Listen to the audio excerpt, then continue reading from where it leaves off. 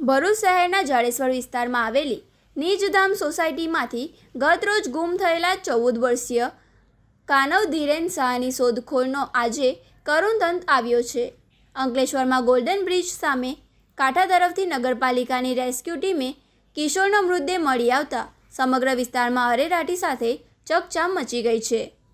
કાનવ મંગળવારે અચાનક ગુમ થતાં પરિવારજનો દ્વારા તેની શોધખોળ હાથ ધરવામાં આવી હતી.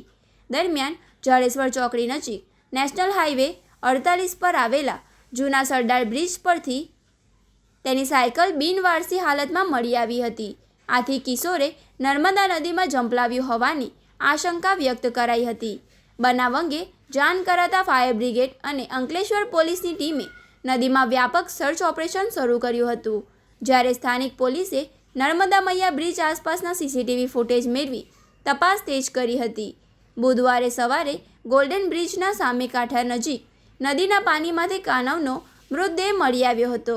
ઘટના અંગે જાણ થતાં જ તેના માતા પિતા સહિત પરિવારજનો સ્થળ પર દોડી આવ્યા હતા. માસૂમ પુત્રનો મૃતદેહ જોઈને માતા પિતા ભાંગી પડ્યા હતા અને તેમના કરુણ આક્રંદથી સમગ્ર વાતાવરણ ગમગીન બની ગયું હતું.